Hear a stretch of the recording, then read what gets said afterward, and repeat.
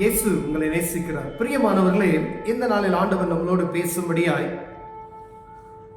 வேதத்திலிருந்து 2 வசனங்களை கூட வாசித்து ஆண்டவர் நம்மளோடு பேசக்கூடிய, நாம் கற்றுக்கொள்ளக்கூடிய காரியத்தை பார்ப்போம். அது எபிரேயர் புஸ்தகம் 4வது அதிகாரம் 2வது வசனம் 3வது வசனம் இப்படியாக சொல்லுகிறது: ஏனெனில் சுவிசேஷம் அவர்களுக்கு அறிவிக்கப்பட்டது போல நமக்கும் அறிவிக்கப்பட்டது. கேட்டவர்கள் விசுவாசம் இல்லாமல் கேட்டபடியினால் அவர்கள் கேட்ட வசனம் அவர்களுக்கு பிரயோஜனப்படவில்லை. விசுவாசித்தவர்களாகிய நாமோ அந்த இளைப்பாறுதலில் பிரவேசிக்கிறோம். அவருடைய கிரியைகள் உலகத் தோற்றம் முதல் முடிந்திருந்தும் இவர்கள் என்னுடைய இளைப்பாறுதல் பிரவேசிப்பதில்லை என்று என்னுடைய கோபத்திலே ஆணையிட்டேன் என்றார். பிரியமானவர்களே, சுவிசேஷம் அவர்களுக்கு எப்படி அறிவிக்கப்பட்டதோ அதே போல நமக்கும் ஒவ்வொரு நாளும் இந்த சுவிசேஷம், இயேசு கிறிஸ்துவினுடைய சுவிசேஷம் அறிவிக்கப்பட்டு கொண்டிருக்கிறது. பிரியமானவர்களே, அவர்கள் விசுவாசம் இல்லாதபடி அவர்கள் கேட்டபடினால அந்த வசனம் அவர்களுக்கு பிரயோஜனப்படவில்லை, அவர்கள் அறிந்து கொள்ளவில்லை அப்படி என்று சொல்லப்பட்டு இருக்கிறது.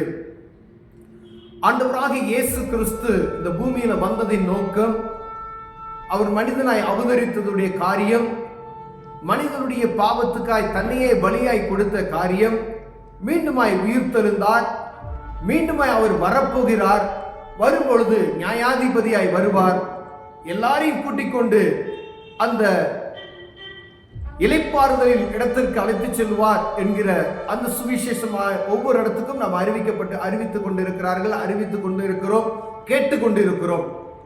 ஒவ்வொரு ஆராதனையிலும் எங்கும் இந்த சுவிசேஷம் தொனித்துக் கொண்டே இருக்கிறதை நாம் அறிந்திருக்கிறோம். பிரியமானவர்களே, இதை விசுவாசம் இல்லாத கேட்ட யாவரும் அதை பிரயோஜனப்படுத்திக் கொள்ளவில்லை என்று வேதம் சொல்லுகிறது.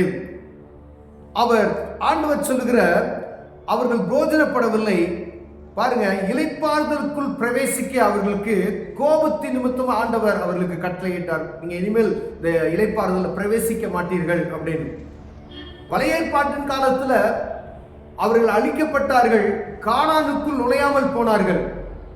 ஆனா இப்ப இருக்கக்கூடிய காலகட்டத்தில் ஒரு ஆசீர்வாதமான கானானுக்குள் அல்ல, நித்தியமாய் வாழக்கூடிய அந்த பரலோக ராஜ்யத்தில் நம்ம பிரவேசிக்க முடியாது என்பதை நாம் அறிந்து கொள்ள முடியும். பிரியமானவர்களே, விசுவாசித்தவர்களாகிய யாரோ அவர்கள் மாத்திரமே இந்த இளைப்பாறுதலுக்குள் பிரவேசிக்க முடியும். ஏதோ அடுத்த தேசத்திற்கு அல்ல, அடுத்த ஒரு ஆசீர்வாதத்துக்கு அல்ல.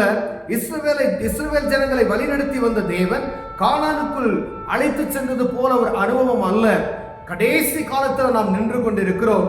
இந்த காலகட்டத்தில் ஆண்டுடைய மகிமையை அறிந்து கொள்ளும்படியாய் இந்த சுவிசேஷத்தை நம்ம ஏற்றுக்கொள்வோமே, ஆனால் இந்த சுவிசேஷத்தின் நிமித்தமாய் ஆண்டுடைய வருகையை, ஆண்டுடைய பிறப்பை, ஆண்டவர் நமக்காக சிந்தின இந்த இரத்தத்தினுடைய காரியங்களை அறிந்து கொண்டு ஒவ்வொருவரும் அதை கடைபிடிப்போமே, ஆனால் முடிவு பரியந்த நிலைத்திருப்போமே, ஆனால் அந்த பரலோகத்தில் இளைப்பாறுதல் என்ற இடத்திற்கு நாம் கடந்து செல்வோம். பிரியமானவர்களே, அறியப்படாதவர்கள், விசுவாசம் இல்லாதவர்கள், அதை கேட்டவர்கள் எல்லாமே பாருங்களேன், என்னுடைய கோபத்திலே ஆணையிட்டேன் என்று சொல்லுகிறார். இளைப்பாறுதலில் பிரவேசிப்பதில்லை என்று என்னுடைய கோபத்திலே ஆணையிட்டேன். இவர்கள் விசுவாசம் இல்லாத கேட்டவர்கள் ஆண்டவரை அறிந்து கொண்டார்கள். அவர்களுக்கு சுவிசேஷம் அறிவிக்கப்பட்டு கொண்டிருக்கிறது. நமக்கு எப்படி அறிவிக்கப்பட்டு இருக்கிறதோ ஒவ்வொரு மனிதன் இந்த பூமியில் இருக்கிற சகல ஜனங்களுக்கும் இந்த சுவிசேஷம் அறிவிக்கப்பட்டு கொண்டிருப்பதை நாம் அறிந்திருக்கிறோம். பிரியமானவர்களே, அப்படியானால் இந்த இளைப்பாறுதலுக்குள் பிரவேசிக்குவது எவ்வளவு முக்கியமானது என்பதை நாம் அறிந்து கொள்ள வேண்டும்.